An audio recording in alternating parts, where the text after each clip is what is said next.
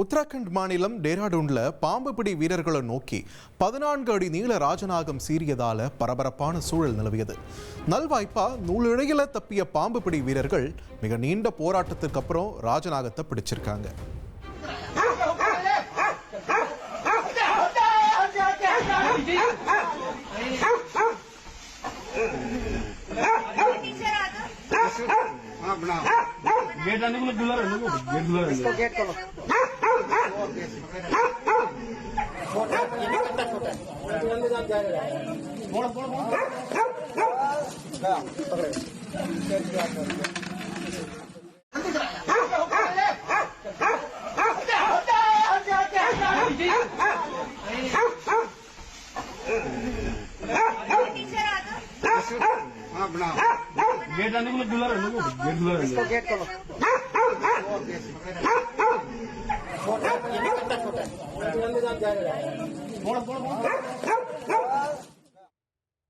போலி நகை மோசடி வழக்கில் சென்னை விமான நிலைய சுங்க அதிகாரிகள் மீது சிபிஐ வழக்கு பதிவு செய்துள்ளது பரபரப்பை ஏற்படுத்தியுள்ளது.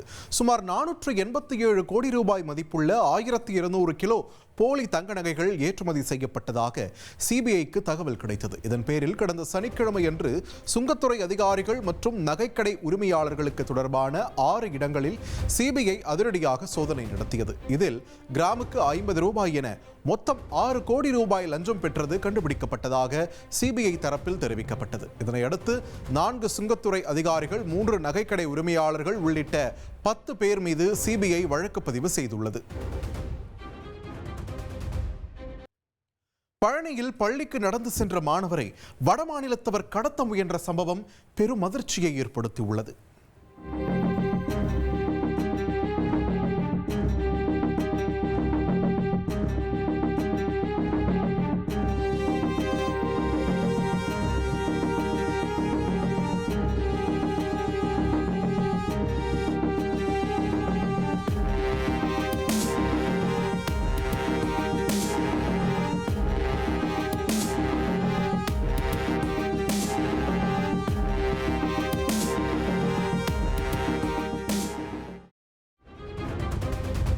பள்ளிக்கு சென்ற 9ஆம் வகுப்பு மாணவனை வடமாநிலத்தவர் ஒருவர் கடத்தி செல்ல முயன்ற சம்பவம் அதிர்ச்சியை ஏற்படுத்தியுள்ளது. திண்டுக்கல் மாவட்டம் மயிலாடும்பாறை பகுதியில் 9ஆம் வகுப்பு மாணவர் ஒருவர் பள்ளிக்கு சென்று கொண்டிருந்தார். அப்போது வடமாநில நபர் ஒருவர் சிறுவனின் கையை பிடித்து தரதரவென இழுத்து சென்றுள்ளார். அதிர்ச்சி அடைந்த சிறுவன் பயத்தில் கூச்சலிட்டுள்ளார். அலறல் சத்தம் கேட்டு திரண்டு வந்த பொதுமக்கள் சிறுவனை மீட்டுள்ளனர். மேலும் சிறுவனை கடத்த முயன்ற அந்த நபருக்கு பொதுமக்கள் தர்ம அடி கொடுத்தனர்.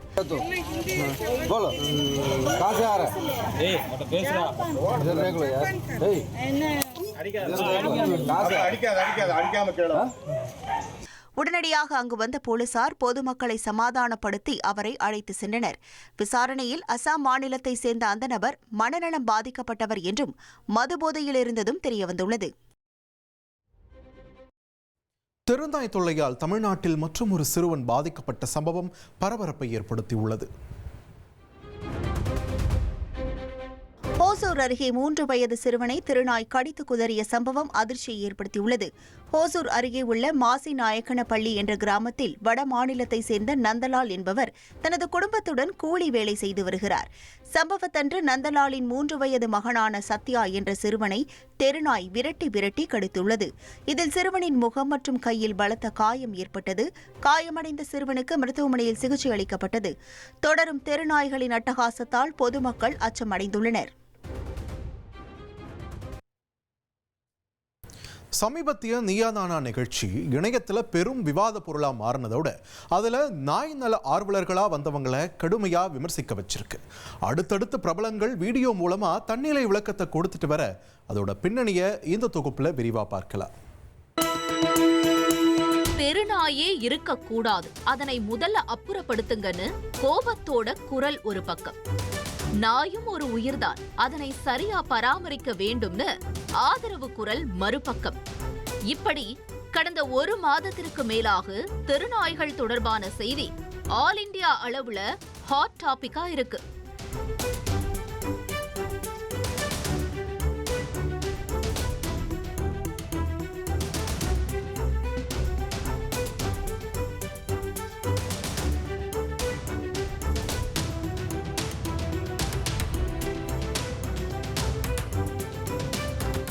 இன்னைக்கு நேத்து இல்ல, பல வருஷமா பொதுமக்களை தெருநாய் அச்சுறுத்தி வருதுங்க. அதிலும் சமீப காலமா நாய்கள் துரத்தி துரத்தி கடிக்கிற சம்பவம்லாம் பார்க்கும்போதே பதற வைக்குது.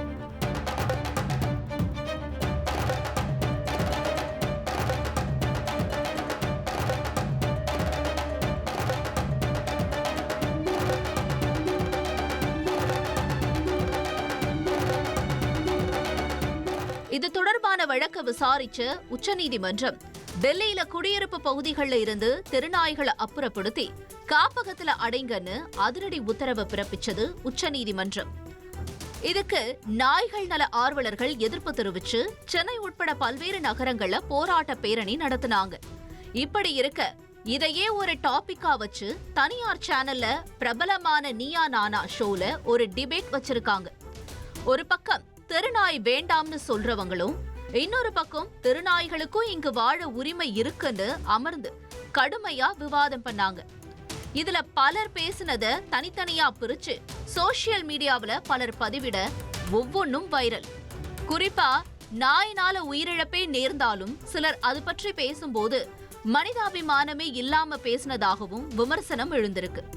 இதுல ஹைலைட்டா படவா கோபி பேசும்போது, நைட்டு 9 மணிக்கு புதிய தெருவுக்கு போனா நாய் கடிக்கத்தான் செய்யும், அதனால அங்க போனா பாதுகாப்போட தான் போகணும்னு பேசினது கிண்டல். அதனால அங்க போனா பாதுகாப்போட தான் போகணும்னு பேசினது கிண்டல், கேலி, விமர்சனத்திற்கு வித்துட்டுச்சு. இதனால கடுப்பான கோபி, நான் பேசினத முழுசா ஒளிபரப்பாம கட் பண்ணி ஒளிபரப்பி இருக்காங்கன்னு வீடியோ போட்டிருக்காரு. எல்லாருமே பார்த்தது ஒரு எடிட்டட் எபிசோட். இந்த மாதிரி ஒரு எபிசோட விஜய் டிவில போடுவாங்கன்னு நான் சத்தியமா எதிர்பார்க்கவே இல்லை. அந்த unedited version of the episode அதை நீங்க போடுங்க, ஓகேவா? மக்கள் எவ்வளோ ஒரு துடிப்பா கொந்தளிச்சு என்னென்னமோ கவர்மெண்ட் மேலே போட்டுட்டு இருக்காங்க.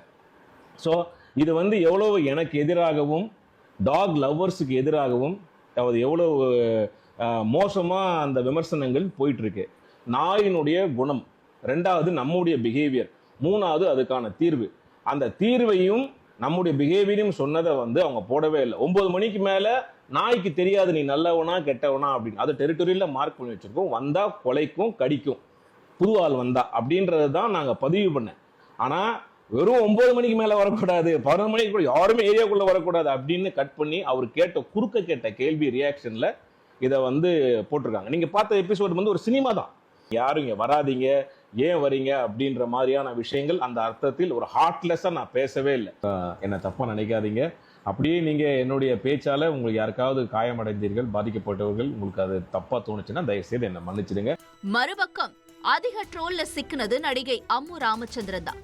ப்ரோமோ வந்தப்ப அவரை பலர் ட்ரோல் பண்ண நிகழ்ச்சியை பார்த்த பிறகு கடுமையா வசைப்பாட ஆரம்பிச்சிட்டாங்க. இப்படி இருக்க 8 மணி நேர விவாதம் நடத்திட்டு 45 நிமிஷத்தை மட்டும் ஒளிபரப்பி இருக்கிறதாகவும் பொதுமக்களின் வெறுப்பை சம்பாதிக்க நிகழ்ச்சிக்கு போலன்னு குமுறி இருக்காங்க. was recorded for 8 hours. 8 மணி நேரம் ரெக்கார்ட் பண்ண ஒரு விஷயத்த வெறும் 45 நிமிஷம் எடிட் பண்ணி போட்டிருக்காங்க. அது மட்டும் இல்லாம நீங்க எல்லாருமே அன்எடிட்டட் வெர்ஷன் பாத்தீங்கன்னா என்ன நடந்துச்சு அப்படிங்கிற விஷயம் தெரியும். என்னன்னே தெரியாத மக்களை இந்த பக்கத்துல கூப்பிட்டு உட்கார வச்சு அவங்கள பேசுங்கன்னு சொல்லிட்டாங்க. இந்த பக்கத்துல இருந்தவங்க முழுக்க முழுக்க அதை பத்தின நிறைய விஷயங்கள் தெரிஞ்சவங்க மட்டும் இல்லாம யார் யாரெல்லாம் பாதிக்கப்பட்டாங்களோ அவங்கள தேடி கண்டுபிடிச்சு கூட்டிட்டு ஒரு டாக் ஷோல உட்கார வச்சு என்ன பண்ணணும்னு நினைச்சீங்க அப்படின்னு எங்களுக்கு தெரியல. இதனால பர்சனலா பாதிக்கப்பட போறது அந்த வாயில்லா ஜீவன்கள் மற்றும் நாங்க எல்லாரும் தான். அது மட்டும் இல்லாம இது எதை பத்தியுமே யோசிக்காம அங்க ஒண்ணு பேசினதை இங்க தூக்கி போட்டீங்க, இங்க தூக்கி போட்டதை இங்க தூக்கி போட்டீங்க, மாத்தி மாத்தி மாத்தி மாத்தி மாத்தி மாத்தி நீங்க ஒரு இடத்துல போட்டிருக்கீங்களே, அது என்ன எடிட்டட் வெர்ஷன் நீங்க நினைச்சிருக்கீங்க? ஒருத்தங்க பேசும்போது இன்னொருத்தங்க சிரிக்கிறது, இதுதான் எடிட்டட் வெர்ஷனா? What do you think? இதுக்கு ஒரு நல்ல தீர்வு கிடைக்கும், கண்டிப்பா ஒரு நல்ல சொல்யூஷன் கிடைக்கும் அப்படிங்கிறதுக்காக தான் போகணுமே தவிர மத்தபடி உங்க வெறுப்பை சம்பாதிக்கணும் இல்ல உங்க மனசை ஹர்ட் பண்ணணும் அப்படிங்கிறது கிடையாது. நீயா நானா நிகழ்ச்சி ஒளிபரப்பான பிறகு இவங்க 2 பேர் மட்டுமில்ல, நாய்களுக்கு ஆதரவா பலர் ஒரு பக்கம் குமுறிட்டு இருக்காங்க.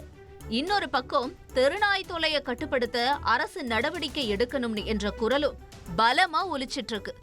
நகரத்துல தெருநாய்கள் இருக்க வேண்டுமா, அப்புறப்படுத்த வேண்டுமா, எல்லாம் நீதித்துறை மற்றும் அரசு கையில தான் இருக்கு. செல்போன் டவரால புற்றுநோய் பாதிப்பு அதிகரிச்சதோட பெண்கள் குழந்தையின்மையால பாதிக்கப்பட்டிருக்கிறதா ஏராளமானோர் ஆட்சியர்கிட்ட புகார் கொடுத்திருக்கிறது பெரும் பரபரப்பை ஏற்படுத்தியிருக்கு. சேலம் மின்னாம்பள்ளி ரயில்வே கேட் பகுதியில் வசிக்கும் 300க்கும் மேற்பட்ட குடும்பங்களைச் சேர்ந்த பெண்கள் மாவட்ட ஆட்சியரிடம் புகார் அளித்த சம்பவம் பரபரப்பை ஏற்படுத்தியுள்ளது. செல்போன் டவர் அமைத்ததால் ஒருவருக்கு மட்டுமே இருந்த புற்றுநோயானது பலருக்கும் அதிகரித்துள்ளதாக குற்றஞ்சாட்டியுள்ளனர். செல்போன் டவரினால்தான் பெண்களுக்கு கருமுட்டை சிதைவு ஏற்பட்டு குழந்தை பேறு இல்லாமல் தவிப்பதாகவும் பலரும் பகிரங்க குற்றச்சாட்டை முன்வைத்துள்ளனர். எங்களுக்கு ஏற்கனவே டவர் இருக்கும் போதே இன்னொரு டவர் வச்சிருக்காங்க ஒரு 20 அடி தூரத்துல. அதுல ஏற்கனவே எங்களுக்கு கேன்சர்ங்கிறது ஒரு ஊர்ல எப்பயோ ஒருத்தருக்கு மட்டும்தான் இருந்தது. இப்ப அதிகபட்சமா எல்லாத்துக்குமே இருக்குது. ரெண்டாவது குழந்தை இல்லாம நிறைய பெண்கள் ட்ரீட்மெண்ட்டுக்கு போறாங்க. நானே ட்ரீட்மெண்ட்டுக்கு போனப்ப எனக்கு கருமுட்டை சிதைவு ஏற்பட்டது. ஏன்னா உங்க ஊருக்காரங்க எல்லாத்துக்கும் இதே ப்ராப்ளம்னு சொல்லி தான் எங்களுக்கு ரிப்போர்ட் வந்தது. எதனாலன்னு பார்த்தா அந்த டவர் ஆளானதான் எங்களுக்கு இப்ப தெரிஞ்சுது. அந்த ப்ராப்ளத்துக்காக அவங்க நிலத்துக்காரங்க அக்கம் பக்கம் வீட்டுல ஒருத்தர் கூட பர்மிஷனும் வாங்கல. டவரால தாங்க சார் சொல்றேன். எங்க ஊருக்கு நிறைய பேத்துக்கு குழந்தை இல்லாத இன்மை தான் இருக்குது. அதிக ட்ரீட்மெண்ட் எடுக்க போனாலும் பக்கத்து வீட்லயுமே நாங்க டெஸ்ட் பேபி தான் குழந்தை வச்சிருக்காங்க. அவங்களும் குழந்தை இல்லாம இருந்து ட்ரீட்மெண்ட் தான் எடுத்திருக்காங்க. ஹோட்டல் அறையில் 47 வயதான தொழிலதிபர் இளம் பெண்ணோடு ஒன்றாக தங்கியிருந்த போது நட்டநடு இரவில் அறையின் கதவுகள் வேகமாக தட்டப்பட்டிருக்கிறது. அறையின் 306க்கு வந்த விருந்தினர் யார்? அதன் பிறகு அங்கு நடந்தது என்ன? திருமணமான நபரை காதலிப்பதாக நம்ப வைத்து அதன் பிறகு அவரை ஹனி டிராப்பில் சிக்க வைக்கும் வில்லி கதாபாத்திரத்தை பச்சை கிளி முத்துச்சரம் திரைப்படத்தில் இயக்குனர் கௌதம் மேனன் காட்டியிருப்பார். கிட்டத்தட்ட இதே போன்றதொரு ஹனி டிராப் சம்பவம் தற்போது சென்னையில் நடந்துள்ளது. சென்னை ஜாஃபர்கான்பேட் பகுதியைச் சேர்ந்த 47 வயதான ரியல் எஸ்டேட் தொழிலதிபருக்கு முகநூல் மூலமாக ஒரு இளம் பெண்ணின் நட்பு கிடைத்துள்ளது. அந்த இளம்பெண் தொழிலதிபரின் ப்ரொஃபைல் பிக்சரை பார்த்ததும் நீங்க ரொம்ப ஹேண்ட்ஸமா இருக்கீங்கன்னு தெரிவித்துள்ளார். இந்த அப்ரிசியேஷனை தொடர்ந்து மனதிற்குள் தன்னை கூலி படத்தில் வரும் சைமன் கதாபாத்திரத்தை போல உணர்ந்த அந்த தொழிலதிபரும் இப்போதுள்ள இளம் பெண்களுக்கெல்லாம் அங்கிள்ஸ் தான் பிடிக்கும் போல என நினைத்துள்ளார். ஆரம்பத்தில் குட் மார்னிங், சாப்பிட்டாச்சா, என்ன பண்றீங்க போன்ற நலம் விசாரிப்புகளோடு தொடங்கிய உரையாடல்கள் அதன் பிறகு போனே சூடேறும் அளவிற்கு ஆபாச சாட்டிங்காக மாறியுள்ளது. இந்த சூழலில்தான் தன்னுடைய ஹேண்ட்ஸம்மை நேரில் தொட்டு பார்க்க வேண்டுமென அந்த இளம்பெண் வெறிகொண்டு இருந்துள்ளார். அதற்கான சந்தர்ப்பமும் அமைந்திருக்கிறது. சென்னை அரும்பாக்கம் அருகே உள்ள ஸ்டார் ஹோட்டலில் தொழிலதிபர் பிசினஸ் மீட்டிங்கிற்காக அறை எடுத்துள்ளார். இந்த தகவலை தெரிந்து கொண்டதும் அந்த இளம்பெண் இத்தனை நாட்களாக தொழிலதிபர் சாட்டிங்கில் பகிர்ந்த ஆசைகள் அனைத்தும் இன்று நிறைவேறப் போகிறதென ஹோப் கொடுத்துள்ளார். திட்டமிட்டபடி அவர்கள் இருவரும் ஹோட்டலில் மீட் செய்துள்ளனர். ஆனால் அப்போது தொழிலதிபரின் டிரைவரும் கூடவே இருந்த காரணத்தால் இவர் எதற்கு பூஜைக்கு நடுவில் கரடி மாதிரி என அந்த இளம்பெண் கடிந்து கொண்டுள்ளார். சட்டென சுதாரித்துக் கொண்ட தொழிலதிபரும் டிரைவரை கழட்டிவிட்டுள்ளார். அதன் பிறகு குடும்பத்தினருக்கு சந்தேகம் வரக்கூடாது என்பதற்காக அந்த நட்சத்திர ஹோட்டலில் இருந்து செக் அவுட் செய்துவிட்டு எதிரே உள்ள மற்றொரு ஹோட்டலின் அறை எண் 306இல் செக் செய்துள்ளனர். அன்றிரவு தொழிலதிபரும் அந்த இளம் பெண்ணும் ஒன்றாக விடிய விடிய மது அருந்திக் கொண்டே அடுத்த கட்டத்தை நோக்கி நகர்ந்துள்ளனர். அப்போது திடீரென நள்ளிரவு 2 மணியளவில் அந்த அறையின் கதவுகள் வேகமாக தட்டப்பட்டிருக்கிறது. ரூம் சர்வீஸாக இருக்குமோ, கண்ட நேரத்துல வந்து கடுப்பேற்றிட்டு என திட்டிக் கொண்டே தொழிலதிபர் சென்று கதவை திறக்க உள்ளே 2 மர்ம நபர்கள் அத்துமீறி நுழைந்துள்ளனர். அதில் ஒருவர் என்னுடைய மனைவியோடு நீ யாரு என கேட்டு தொழிலதிபரை அடித்து மிரட்டி உள்ளார். இதன் தொடர்ச்சியாக அங்கிருந்து மகாபலிபுரத்தில் உள்ள ஒரு ரிசார்ட்டுக்கு தொழிலதிபரை கடத்தி சென்ற கும்பல் அங்கு ரூம் போட்டு கும்மாங்குத்து குத்தி உள்ளனர். நடந்த விஷயத்தை வெளியே தெரிவிக்க கூடாதென்றால் 3 லட்சம் பணம் வேண்டுமென டிமாண்ட் வைத்திருக்கிறார்கள். தொழிலதிபர் தன்னிடம் அவ்வளவு பணம் இல்லை என்றதும் அவர் அணிந்திருந்த 6 சவரன் செயின், 3 சவரன் பிரேஸ்லெட் உள்ளிட்ட 15 சவரன் நகைகளையும் அவர் அக்கவுண்டில் வைத்திருந்த 20,000 பணத்தையும் கூகுள் பே மூலம் கறந்துள்ளனர். 2 பேரும் வெறிகொண்டு தாக்கியதில் தொழிலதிபர் மயக்க நிலைக்கு சென்றதால் அவரை விட்டுவிட்டு அந்த கும்பல் எஸ்கேப் ஆகியுள்ளது. மறுநாள் போதை தெளிந்து எழுந்தபோதுதான் வந்திருந்த இளம் பெண்ணும் அவர்களின் செட்டப் என தெரியவந்துள்ளது. நடந்த சம்பவம் தொடர்பாக பாதிக்கப்பட்டவர் அளித்த புகாரின் பேரில் வழக்கு பதிவு செய்த போலீசார் சிசிடிவி ஆதாரங்களை கைப்பற்றி குற்றவாளிகளை வலைவீசி தேடி வருகின்றனர். அவர்கள் கைதான பிறகே இதே பாணியில் எத்தனை பணக்காரர்களிடமும் தொழிலதிபர்களிடமும் கைவரிசை காட்டியுள்ளனர் என்பது தெரியவரும்.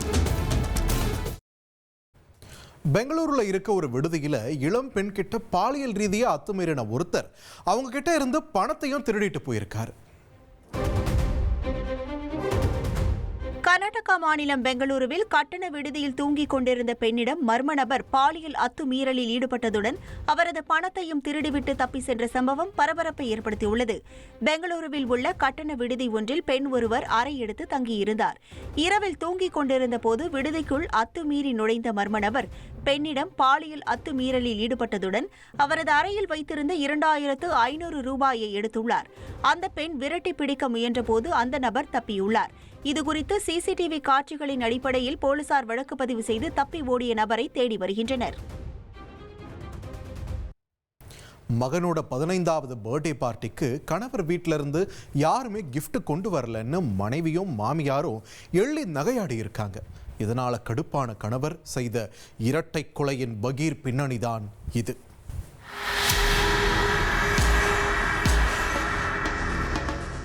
எப்போதும் பரபரப்பாக காட்சி தரக்கூடிய டெல்லி ரோஹிணி பஜார் அன்று பதற்றத்தின் பிடியில் சிக்கிக் கொண்டிருந்தது.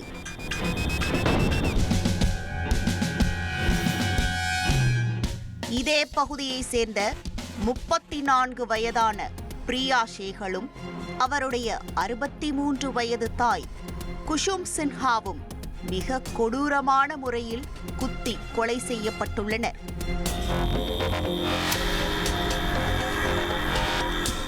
இந்த படுபயங்கரத்தை யார் செய்திருப்பார்கள் என காவல்துறையினர் மேற்கொண்ட விசாரணையில் அனைவரும் பிரியாவின் கணவர் யோகேஷின் பெயரையே தெரிவித்துள்ளனர். காரணம், கடந்த சில மாதங்களாகவே தம்பதிக்குள் சுமூகமான உறவு இல்லை. நடந்த இரட்டை கொலையின் பின்னணியை தெரிந்து கொள்ள பிளாஷ்பேக் கதையை புரட்டினோம். கடந்த 17 ஆண்டுகளுக்கு முன்பாக பிரியாவிற்கும் யோகேஷுக்கும் பெற்றோர்களால் நிச்சயிக்கப்பட்ட திருமணம் நடந்துள்ளது. தற்போது இந்த தம்பதிக்கு 2 மகன்கள் உள்ளனர். இந்த நிலையில் சில நாட்களுக்கு முன்பாக யோகேஷ் பிரியா தம்பதியினர் அவர்களுடைய இளைய மகனின் 15வது பிறந்த நாளை குடும்பத்தினருடன் கொண்டாடியுள்ளனர். இந்த பர்த்டே பார்ட்டியில் கலந்து கொள்வதற்காக பிரியாவின் தாய் குஷும் சின்ஹா அவரது சொந்த ஊரிலிருந்து பை நிறைய தின்பண்டங்களையும் பர்த்டே கிஃப்டையும் வாங்கி வந்துள்ளார். கேக் கட்டிங்கோடு சந்தோஷமாக தொடங்கிய பிறந்தநாள் கொண்டாட்டத்தில் யோகேஷுடன் பிறந்த சகோதரர்களும் நண்பர்களும் கலந்து கொண்டுள்ளனர். ஆனால் யோகேஷின் குடும்பத்தினர் உள்ளூரை சேர்ந்தவர்கள் என்கிற காரணத்தால் ஏற்பாடு செய்திருந்த விருந்தை வெளுத்து வாங்கிவிட்டு ஒருவர் கூட பர்த்டே பாய்க்கு கிஃப்ட் கொடுக்காமல் வெறுங்கையை கொடுத்து மனதார வாழ்த்தி சென்றுள்ளனர். இதனால் கடுப்பான பிரியா ஷேகளின் தாய் குஷுமா சின்ஹா, ஓசில சோறு மட்டும் சாப்பிட்டுட்டு போறாங்களே, குழந்தைக்கு ஒரு கிஃப்ட் கூடவா வாங்கி தர மாட்டாங்க, என்ன குடும்பமோ என மனதிற்குள் சப்தமாக சலித்துக் கொண்டுள்ளார். தாயின் மைண்ட் வாய்ஸை கெட்டியாக பிடித்துக் கொண்ட பிரியா ஷேகளிடமிருந்து அது வேறு விதமாக வெளிப்பட்டிருக்கிறது. கணவரிடம் தன்னுடைய குடும்பம்தான் ஒஸ்தி என தாய் மாமன்கள் வாங்கி அனுப்பிய பரிசு பொருட்களையும் காண்பித்து கடுப்பேற்றி உள்ளார். ஏற்கனவே யார் குடும்பத்தினர் நல்லவர்கள் வல்லவர்கள் என்பதில் கணவர் மனைவி இருவரும் அடிக்கடி சண்டை போட்டு வந்துள்ளனர்.